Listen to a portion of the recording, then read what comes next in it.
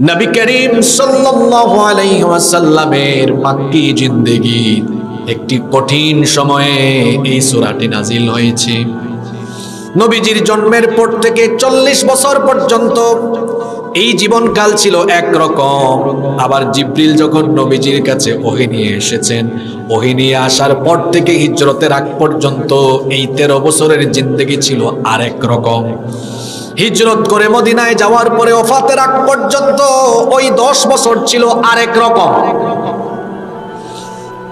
আল্লাহর হাবিব জন্মের পর থেকে কাফিরদের চোখের সামনে বড় হয়েছেন। শিশুকাল, কৈশোরকাল, যৌবনকাল, সকল কাল গেল। 40 বছরের আগ পর্যন্ত সবাই তাকে ভালোবাসতো, সবাই তাকে মহব্বত করত। নবীজির চারিত্রিক মাধুর্যতায় মুগ্ধ হয়ে তারা নবীজিকে আল আমিন বলল তুমি যেহেতু কখনো মিথ্যা বলো না, মিথ্যা বলতে শুনি নাই, তুমি আমাদের মধ্যে সবচাইতে সত্যবাদী। তারা নবীজিকে আল আমিন উপাধি দিল। নবীজিকে তারা এত পছন্দ করত, এত বিশ্বাস করত, তাদের টাকা পয়সা ধন দৌলতের নবীজির কাছে তারা আমানত রাখত। সুবহানাল্লাহ। তারা ঘোষণা দিয়েছিল আমাদের মক্কার ভেতরে সবচাইতে ভালো মানুষের নাম হলো মুহাম্মদ, আমরা বলি সাল্লাল্লাহু আলাইহি ওয়াসাল্লাম। এই রকম করে 40 বছর পর্যন্ত এই দৃশ্য ছিল। আর যখন নবীজি কোরআন পেলেন, কোরআনের দাওয়াত দেওয়া আরম্ভ করলেন, যেই মানুষগুলো এতকাল পর্যন্ত নবীজিকে ভালোবাসা দিয়েছে, আল আমিন ডেকেছে, বিশ্বস্ত মনে করেছে, এবার সেই মানুষগুলো নবীজিকে জাদুকর বলা আরম্ভ করলো, পাগল বলা আরম্ভ করলো, নবীজিকে ঠাট্টা উপহাস করা আরম্ভ করলো, শুধুমাত্র কোরআনের দাওয়াত দেওয়ার কারণে। কিসের কারণে? তাহলে বোঝা গেল কোরআনের দাওয়াত দেওয়ার আগ পর্যন্ত নবীজি ভালো ছিলেন। যখন থেকে কোরআনের দাওয়াত দিয়ে কোরআনের শাসন প্রতিষ্ঠার কথা বলা আরম্ভ করলেন, সেদিন থেকে পাগল হয়ে গেলেন, জাদুকর হয়ে গেলেন। ওই কাফিরদের নামে কোনো মানুষ আজকে দুনিয়ায় নাই, সমাজে নাই, কিন্তু তাদের খাসলত, তাদের স্বভাব চরিত্র লালন করে এমন মানুষ আমার আপনার চারপাশে আছে। যখন কোরআন থেকে সত্য কথা বলা হয়, তখন তারা কোরআনওয়ালাদেরকে ওই যুগের কাফিরদের মতো মৌলবাদী, জঙ্গিবাদী বলে গালিগালাজ করে। এরকম মানুষ দেখা যায় না তো, দেখা যায় না তো। নবীজির মক্কার জীবন ছিল 13 বছর। কোরআন পাওয়ার পরে মক্কায় থেকেছেন কত বছর? আপনারা কি ঘুমাই গেছেন নাকি? ঘুমাই গেলে তো চলবে না। কত বছর? এই 13 বছরের জিন্দেগি আবার 4 ভাগে বিভক্ত। কয় ভাগে? 3, 2, 5, 3। প্রথমেও 3, শেষেও, মুখস্থ করার কৌশল বলছি, প্রথমেও 3, শেষেও। এরপরে 2 নম্বরে 2, 2 নম্বরে 3, 2, 5, 3, 3, 2, 5 বলেন 3। আমি বলবো 3, আপনারা পরেরটা বলবেন 3, 5, 3, 5। তারপরে এবার আমি 5 থেকে আরম্ভ করি, ঠিক আছে কথা? 3, 2 এরপরে কি? ওই 5 থেকে যাবে আবার এদিকে আসবে। 5, 3, মাশাআল্লাহ, মুখস্থ হয়ে গেছে। তাইলে বলেন তো নবীজির মক্কার 13 বছর কয় ভাগ? আমি আঙ্গুল তুলি, বলেন। একদম পারফেক্ট শ্রোতা এখানে পেয়েছে, আলহামদুলিল্লাহ। এখন বলবেন হুজুর এগুলা কি? আসেন কি বুঝাই। 3 মানে হলো নবীজি প্রথম 3 বছর দাওয়াত দিয়েছেন ব্যক্তি বিশেষে। যেই দাওয়াত ছিল গোপন দাওয়াত। প্রথম 3 বছর নবীজি প্রকাশ্যে কাউকে দাওয়াত দেন নাই। প্রথমে তার নিজের বিবিকে দাওয়াত দিয়েছেন, প্রিয় বন্ধুকে দাওয়াত দিয়েছেন, বিভিন্ন ব্যক্তির কাছে গিয়ে গিয়ে দাওয়াত দিয়েছেন। 3 বছর গোপনে গোপনে দাওয়াত দেওয়ার পরে আদেশ আসলো, ওয়া আনযির আশীরাতাকাল আকরাবিন, আপনি আপনার নিকটাত্মীয়দেরকে দাওয়াত দেন। এবার পরবর্তী 2 বছর নবীজি প্রকাশ্যে দাওয়াত দেওয়া আরম্ভ করলেন। যখন প্রকাশ্যে দাওয়াত দিলেন, এবার নবীজি কাফিরদের থেকে গালি শুনলেন, বকা শুনলেন, ঠাট্টা উপহাসের কারণ হয়ে গেলেন। যেই দিন নবীজিকে হুকুম দেওয়া হলো প্রকাশ্য দাওয়াত দেওয়ার, বুখারীর বর্ণনায় হাদিস এসেছে, সেই দিনে নবীজি সাফা পাহাড়ে উঠলেন। আমার দেশ থেকে কত হাজী সাহেবরা হজ করতে যায়, উমরা করতে যায়, বাইতুল্লাহ তাওয়াফ করার পরে সাফা আর মারওয়ায় যখন 7 বার দৌড়াদৌড়ি করে সাই করে কোনো ফিলিংস, কোনো অনুভূতি জাগ্রত হয় না। ওই সাফা পাহাড়ে যাওয়ার পরে আপনার কি নবীজির ওই জিন্দেগির কথা মনে করে গায়ের লোম একবারও দাঁড়িয়ে যায় না? দিলটা কি নরম হয় না? চক্ষু দিয়ে কি পানি আসে না? কারণ নবীজি প্রকাশ্য দাওয়াতের হুকুম আসার পরে ওই সাফা পাহাড়ে আরোহণ করে বলেছিলেন, ইয়া সাবাহা আরাআইতুকুম লাউ আখবারতুকুম আন্না খাইরাম বিসিফিন হাযাল জাবাল তুরিদু আন তুখিরা আলাইকুম আকুনতুম মুসাদ্দিকিয়া। নবীজি ইয়া সাবাহা বলে যখন সম্বোধন করলেন, তখন মক্কার কাফিররা চতুর্দিক থেকে এসে সাফা পাহাড়ে সমবেত হলো। নবীজি বললেন, শোনো, আমি যদি তোমাদেরকে বলি এই পাহাড়ের অপর প্রান্তে শত্রুপক্ষ তোমাদেরকে আক্রমণের জন্য প্রস্তুতি নিয়েছে, তাহলে তোমরা কি আমার কথা বিশ্বাস করবে নাকি? সমস্বরে সকল কাফের জবাব দিয়েছিল, হ্যাঁ। তুমি বললে অবশ্যই বিশ্বাস করব। নবীজি তখন বললেন, যদি আমাকে এতটা বিশ্বাসী করো, তাহলে আমাকে আল্লাহ নবুয়ত দিয়েছেন এটাও বিশ্বাস করো। ফাইন্নী নাযীরুল লাকুম বাইনা ইয়াদাই আযাবুন শাদীদ। আমাকে আল্লাহ কঠিন আযাবের সতর্ককারী হিসেবে প্রেরণ করেছেন। কুলু লা ইলাহা ইল্লাল্লাহ তুফলিহুন। সফল যদি হতে চাও তাহলে তাওহীদের ঘোষণা দাও। কাফিররা তখন বলল, মা জামাতানা ইল্লা লিহাযা। এগুলো বলার জন্য কি আমাদেরকে এখানে ডেকে এনেছো নাকি? আবু লাহাব তখন ক্ষিপ্ত হয়ে বলেছিল, তাব্বাল্লাকা ইয়া মুহাম্মদ। সে বলেছিল, মুহাম্মদ আমরা বলি সাল্লাল্লাহু আলাইহি ওয়াসাল্লাম, তুমি ধ্বংস হয়ে যাও। নবীজিকে যখন গালি দিল, গালির জবাব হিসাবে তার নামে কোরআনে একটা সূরা যিনি নাযিল করে দিলেন, তিনি কি? এতটুকুতেই শেষ নয়। ফি রিওয়ায়াতিন মুসলিম শরীফের বর্ণনা এসেছে, এই আবু লাহাবের সামনে একটা বিরাট পাথর ছিল। পাথরটা হাতে নিয়ে আমার নবীজিকে লক্ষ্য করে ছুঁড়ে মারল। আমার নবীজির মাথা মোবারকে পড়ে মাথাটা তখন ফেটে গেল। নবীজির মাথার থেকে ফিনকি দিয়ে রক্ত বের হলো। আরে মুসলমান, সাফা মারওয়ায় দৌড়াদৌড়ি করে সাফা পাহাড়ে যাওয়ার পরে কি নবীজির ওই চিত্রে ওই কথাগুলো মনে আসে না? হৃদয়ে কি আসে না? এই পাহাড় হলো সেই পাহাড় যেই পাহাড় আমার নবীর রক্তে সিক্ত হয়েছে।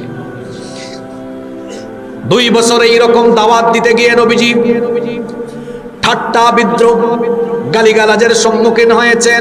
এরপরে হলো পরবর্তী 5 বছর ছিল আরো কঠিন বছর। ওই সময়ে নবীজির উপর জুলুম নির্যাতন বেড়েছে, সাহাবীদেরকেও পিটানো হয়েছে, খাব্বাব খুবাইবকে পিটানো হয়েছে, বিলালকে তখন পিটানো হয়েছে, আম্মার ইয়াসির সুমাইয়াকে পিটানো হয়েছে। বুখারীতে একটা হাদিস এসেছে, উকবা বিন আবি মুঈত নবীজিকে তার গামছা দিয়া পেঁচায়া কাবা শরীফের চতুর্দিকে টানাটানি করেছে। এই রকম দুঃখ কষ্টের সময় ছিল এই 5 বছর। ওই সময়টাতে যতই দুঃখ কষ্ট থাকুক না কেন, নবীজিকে বাহিরে যথাসাধ্য সাপোর্ট দিয়েছেন তার চাচা আবু তালেব। কিন্তু ওই 5 বছরের শেষের দিকে তার চাচাও দুনিয়া থেকে চলে গেলেন। বাহিরের কষ্ট, সব দুঃখ কষ্টের পরে ঘরে আসার পরে যিনি সান্ত্বনা দিতেন, নবীজির স্ত্রী আমাদের মা আম্মা জান খাদিজা আত-তাহেরা রাদিয়াল্লাহু আনহা, তিনিও তখন দুনিয়া থেকে চলে গেলেন। কাফেরদের মারপিটের কারণে কিছু মুসলমান তখন হাবশায় হিজরত করেছিলেন। এই পরবর্তী 5 বছরের পরে পরবর্তী 3 বছর, সেটা ছিল আরো কঠিন সময়। ওই সময়ে নবীজি তায়েফে গিয়েও মার খেয়েছেন। তায়েফেও কাফির মুশরিকদের হাতে তিনি মার খেয়েছেন। সেই সময়টাতে কাফিররা তাকে হত্যার ষড়যন্ত্র করেছিল। পরবর্তীতে মেরাজ থেকে আসার পরে আল্লাহ তার হাবিবকে হিজরতের আদেশ দিয়েছিলেন। সংক্ষেপে বললাম, 3-2-5 দিনের খবর। এই সূরা কাহাফ নাজিল হয়েছে ওই 3-2-5, ওই যে 5 বছর যেই সময়টা ছিল সবচেয়ে দুঃখের সময়, কষ্টের সময়, ওই সময়টাতে সূরা কাহাফ নাজিল হয়েছে। কোন পরিস্থিতিতে নাজিল হলো শোনেন। কাফিররা দেখলো নবীজির দাওয়াতকে ঠেকানো যায় না, যতই তারা বিরোধিতা করে গালিগালাজ করে ততই দিন দিন মুসলমানের সংখ্যা বাড়ে। তখন তারা চিন্তা করলো, একটা বৈঠক ডাকলো, সভা আহ্বান করলো। সভা আহ্বান করে কাফির সকল নেতারা বসলো। তারা বলল, মুহাম্মদ আমরা বলি সাল্লাল্লাহু আলাইহি ওয়াসাল্লাম সে যে নবুয়তের কথা বলে, আমরা তো নবুয়ত বুঝি না, রিসালত বুঝি না। আবার সে আসমানি কিতাবের কথা বলে, আমরা আসমানি কিতাবও বুঝি না, কিন্তু এগুলা বুঝে ইয়াসরিব অর্থাৎ মদিনায় থাকা ইহুদি আলেমরা। তো আমাদের একটা প্রতিনিধি দল আমরা ইহুদি আলেমদের কাছে পাঠাই, তাদেরকে আমরা তার ব্যাপারে জিজ্ঞেস করি, তারা হয়তো আমাদেরকে একটা ক্লু বলে দিতে পারবে। তখন কাফিররা মিটিং এ সিদ্ধান্ত নিল আমাদের মধ্যে দুই নেতাকে পাঠাবো, একজনের নাম হলো নজর বিন হারিস আর একজনের নাম হলো উকবা বিন আবি মুঈত। এই দুই কাফের নেতাকে মদিনায় পাঠানো হলো। তারা মদিনায় গিয়ে ইহুদি আলেমদেরকে জিজ্ঞেস করলো, আমাদের এলাকায় আব্দুল্লাহর ছেলে মুহাম্মদ, আমরা বলি সাল্লাল্লাহু আলাইহি ওয়াসাল্লাম আমাদের চোখের সামনে শিশুকাল, কৈশোরকাল, যৌবনকাল কেটেছে, এখন সে বলে সে নাকি নবী, তাকে নাকি নবুয়ত দেওয়া হয়েছে, তার কাছে নাকি আসমানি কিতাবও আসে। তো আপনাদের কাছে আমরা এই জন্য এসেছি, কারণ আপনারা তো তাওরাতের অধিকারী, সে যে তাকে নবী বলে আর আসমানি কিতাব তার কাছে আসে, এটা কি সত্যি নাকি? আপনাদের কাছে পরামর্শ করার জন্য এসেছি। ইহুদিরা তখন বলল, আগে তার ব্যাপারে আমাদেরকে কিছু তথ্য দাও। তখন এই দুই কাফির নেতা সত্য কথাগুলোই বলল। তারা বলল, মানুষ হিসাবে তিনি অত্যন্ত ভালো, কখনো মিথ্যা বলেন না, আমানতদার, নবীজির কথাবার্তা, চলন বলন, উঠা বেশা লেনদেন সবকিছু তারা বলল। ইহুদি আলেমরা তখন বলল, কথাবার্তা, চাল চলন, চলাফেরা আর লেনদেন সবকিছু শুনে তো মনে হয় এটা সাধারণ মানুষের চরিত্র হওয়ার কথা না। কনফার্ম হওয়ার জন্য আমরা তোমাদেরকে তিনটা প্রশ্ন বলে দিচ্ছি, এই তিনটা প্রশ্নের উত্তর পৃথিবীর কোনো নবী ছাড়া আর কেউ দিতে পারবে? কয়টা প্রশ্ন? আরো জোরে বলেন, কয়টা? এই তিনটা প্রশ্ন গিয়ে তাকে করো, যদি জবাব দেয় তাহলে সে সত্যিকারের নবী, যদি জবাব দিতে না পারে তাহলে সে নবী না। তখন তারা প্রশ্ন শিখায় দিল। এক নাম্বার প্রশ্ন হলো, তাকে গিয়ে বলবা গুহাবাসী ওই 7 যুবক আসহাবে কাহাফ, এদের ঘটনাটা তোমাদেরকে শোনাতে বলবা। 2 নম্বর প্রশ্ন হলো, এক ব্যক্তিকে আল্লাহ পৃথিবীর পশ্চিম থেকে পূর্ব দিগন্ত পর্যন্ত সফর করিয়েছেন, সেই বাদশাহ সম্পর্কে তোমাদেরকে তথ্য দিতে বলবা। 3 নম্বর প্রশ্ন হলো, রূহ কি? তবে কোন মুফাসসির এই 3 নম্বর প্রশ্নের ব্যাপারে আপত্তি করেছেন। কেউ কেউ বলেছেন যে 3 নম্বর প্রশ্ন ছিল খাদির আলাইহিস সালামের ব্যাপারে, যাকে আমাদের দেশের মানুষ বলে খিজির আলাইহিস সালাম, কিন্তু হাদিসে তাকে বলা হয়েছে খাদির। আরবিতে খাদির শব্দের অর্থ হলো সবুজ। তাকে খাদির এই জন্য বলা হতো, তিনি যেই জায়গাতে যেতেন বসতেন ওই জায়গাটা তখন সবুজের সমারোহে ভরে যেত। আরো আসতে বলেন সুবহানাল্লাহ। এই ইহুদিরা কাফির 2 নেতাকে প্রশ্ন শিখাই দিয়েছে কয়টা? আরো জোরে বলেন। যুবকরা আছে না ঘুমাই গেছে? এই দুই কাফের নেতা মক্কায় ফিরে আসলো। মক্কায় ফিরে এসে তারা তাদের অন্যান্য নেতাদেরকে বলল, ইহুদিরা আমাদেরকে 3টা প্রশ্ন শিখিয়ে দিয়েছে, এই 3টি প্রশ্নের মাধ্যমে আমরা কনফার্ম হতে পারবো। তারা তখন নবীজির কাছে গেল। নবীজির কাছে গিয়ে বলল, মুহাম্মদ, আমরা বলি সাল্লাল্লাহু আলাইহি ওয়াসাল্লাম, তুমি যদি 3টা প্রশ্নের উত্তর দিতে পারো তাহলে আমরা মনে করব তুমি সত্যিকারের নবী, আর যদি তুমি 3টা প্রশ্নের উত্তর দিতে না পারো তাহলে আমরা মনে করব তুমি আমাদেরকে যা বলো সব কিছু বানায়া বানায়া বলো। তুমি যে কোরআন শোনাও সেটাও তুমি আমাদেরকে বানায়া বানায়া শোনাও। নবীজি তখন বললেন, ঠিক আছে, তোমাদের যে 4টা প্রশ্ন আছে সেই 3টা প্রশ্ন তোমরা করো, যেই 3টা প্রশ্ন এনেছো। তখন তারা 3টা প্রশ্নই করলো। নবীজি ইনশাআল্লাহ না বলে বললেন, ঠিক আছে, আগামীকাল তোমাদের 3টা প্রশ্নের জবাব দিব। নবীজি মনে মনে ভেবেছিলেন, জিবরিলের সাথে তো আমার নিয়মিত দেখা সাক্ষাৎ কথাবার্তা হয়, তো তারা 3টা প্রশ্ন করেছে, জিবরিল এসে নিশ্চয়ই আমাকে এই উত্তরগুলো জানিয়ে দিবেন। আল্লাহ জিবরিলের মারফতে ওহী পাঠাবেন, তাদের 3টা প্রশ্নের জবাব দিয়ে দিব। কিন্তু তিনি ভুলবশত ইনশাআল্লাহ বলতে ভুলে গেলেন। বললেন, ঠিক আছে, তোমাদের 3টা প্রশ্নের জবাব আমি আগামীকাল দিব। পরের দিন কাফিররা আসলো, বলল, কি ব্যাপার মুহাম্মদ? আমরা বলি সাল্লাল্লাহু আলাইহি ওয়াসাল্লাম, তুমি তো বলেছিলে আগামীকাল জবাব দিবে, তো আমরা তো আসছি, এখন জবাব দাও। নবীজি যখন চুপচাপ, কাফিরদের সন্দেহ তখন বাড়ল না কমল? কাফিররা মনে মনে খুশি, আরে এতদিনে ধরছি, এতদিনে। নবীজি তো পেরেশান, কারণ আগের রাতে জিবরিল আসেন নাই, উত্তরও জানান নাই। নবীজি তখন কাফির নেতাদেরকে বললেন, আমি আজকে উত্তর দিব না, আগামীকাল উত্তর দিব। কাফিররা পরের দিন আসলো, সেদিনও নবীজি চুপচাপ। কাফিরদের সন্দেহ এবার আগের চেয়ে আরেকটু বাড়ছে না কমছে? নবীজি সেদিনও বললেন না আজকে উত্তর দিব না, আগামীকাল দিব। নবীজির পেরেশানি বেড়ে গেল, চিন্তা বেড়ে গেল, কেন আল্লাহ আমার কাছে জিবরিল পাঠান না, কেন আল্লাহ আমাকে এই তিনটা জবাব জানান না। কাফিররা পরবর্তী দিন আসলো, নবীজি সেই দিনও চুপচাপ। কাফিরদের সন্দেহ এবার আগের থেকে আরো বেড়েছে না কমেছে? এই রকম করে 3 দিন 4 দিন 5 দিন 6 দিন 7 দিন নয়, একটানা 15 দিন নবীজির কাছে জিবরিল আসলেন না। একটানা মোট কয় দিন? একটানা 15 দিনে ভাবে গেল। নবীজি বললেন আগামীকাল আসো, আগামীকাল আসো। আগামীকাল করতে করতে হয়ে গেছে কয় দিন? এখন কাফিরদের সন্দেহ আগের চেয়ে বেড়েছে না কমেছে? আর এই দিকে নবীজির পেরেশানি বাড়ছে না কমছে? কাফিরদের সন্দেহ বেড়েছে আর নবীজির পেরেশানি বেড়েছে। 15 দিন পর্যন্ত যখন দেরি হয়ে গেল, কাফিররা নবীজির ব্যাপারে আজে বাজে কথা বলা আরম্ভ করলো। নবীজির ব্যাপারে যদি আজে বাজে কথা বলা হয়, বরদাস্ত তিনি করেন না। জোরে বলেন তিনি কি? 15 দিন পরে এবার 3টা প্রশ্নের জবাব দিয়ে আল্লাহ তাআলা পূর্ণাঙ্গ একটি সূরা নাজিল করলেন, যে সূরার ভিতরে সব প্রশ্নের জবাব দিলেন। আর 15 দিন পর্যন্ত দেরি হলো কেন?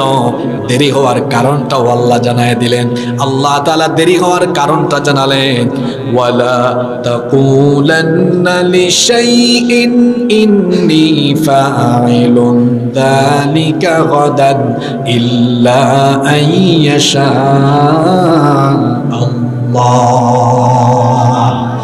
আল্লাহ তাআলা বললেন, ও নবী, আগামীকাল আমি করব, এই রকম কোনো কথা বলবেন না ইনশাআল্লাহ বলা ছাড়া। কারণ আল্লাহ যদি আপনাকে না বলান, আল্লাহ যদি না করান, তাহলে কি বলা বা করা সম্ভব হবে নাকি? তাহলে এখান থেকে বোঝা গেল নবীজি নিজে থেকে কিছু বলেন না, নিজে থেকে কিছু জানান না, সেটাই বলেন সেটাই জানান। আল্লাহ যা বলান, আল্লাহ যা জানান। এই জন্য আল্লাহ কোরআনের অন্যত্র বলেছেন, ওয়া মা ইয়ানতিকু আনিল হাওয়া ইন হুয়া ইল্লা ওয়াহয়ুন ইউহা।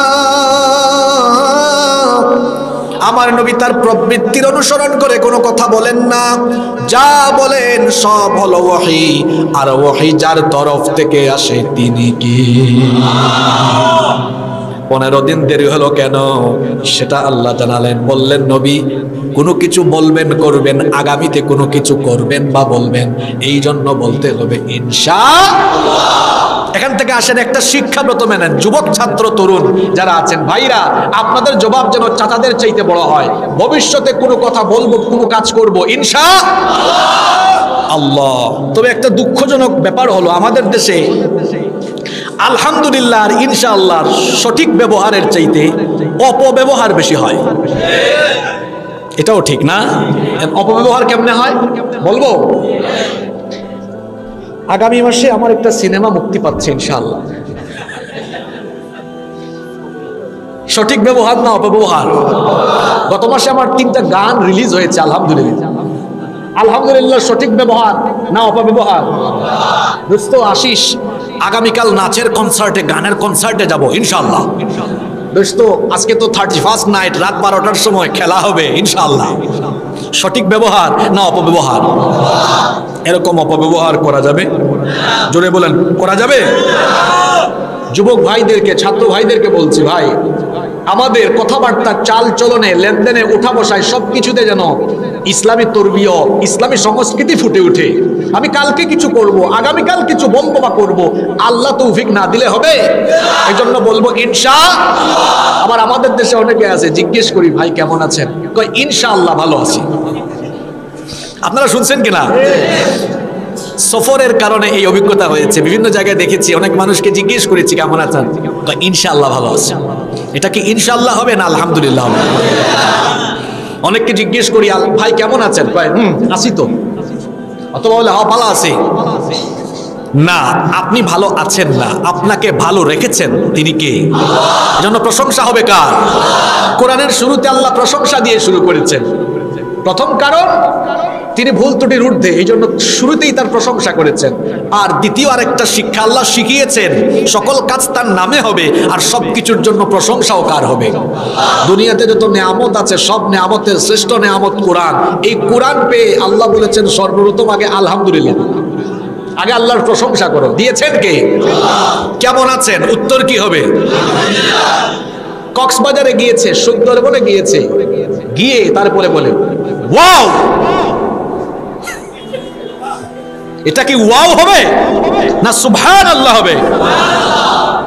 ওয়াও, ফ্যান্টাস্টিক, অ্যামেজিং, এগুলো বলে। বলে কি বলে না? সুন্দর দেখে সুন্দরের প্রশংসা করা যাবে না, কারণ সুন্দরের প্রশংসা হয় না, সুন্দরের কারিগরের প্রশংসা হয়। আর সকল সৌন্দর্যের কারিগর যিনি, তিনি কে? জোরে বলেন, তিনি কে? সব প্রশংসা হবে কার জন্য? প্রশংসা সবই কেবল তোমারই রব্বুল আলামিন, দয়ালু মেহেরবান করুণা ফুরান, আর কেহ নয় তুমি মালিক, শেষ বিচারের দিন, শেষ বিচারের দিন। আলহামদুলিল্লাহ পড়েন। কেমন আছি? আগামীকাল যাব, কোনো কিছু সুন্দর দেখেছি, সুবহানাল্লাহ, প্রশংসা হবে কার? বিদায়ের সময় কি হবে? Bye bye, tata. তো কি হবে? আল্লাহ হাফেজ, ফি আমানিল্লাহ। পারবো তো ইনশাআল্লাহ? আল্লাহ এগুলো বলার তৌফিক আমাদেরকে দাও। 15 দিন দেরি হলো কেন এই উত্তরগুলো জানাতে? নবী আপনি ইনশাআল্লাহ বলতে ভুলে গিয়েছেন, এজন্য আমরা ভুলে যাব না, আমরা বলবো, করব ইনশাআল্লাহ। এবার দেরি হওয়ার কারণ তো আল্লাহ বললেন, 3টা প্রশ্নের উত্তরও দিলেন। তার মধ্যে প্রথম প্রশ্ন ছিল আসহাবে কাহাফ সম্পর্কে। আসহাবে কাহাফ মানে কি বলেছিলাম? গুহা। আসহাবে কাহাফ মানে হলো গুহাবাসী, মানে গুহাবাসীদের ঘটনা। আমি আজকে সব ঘটনা বলবো না।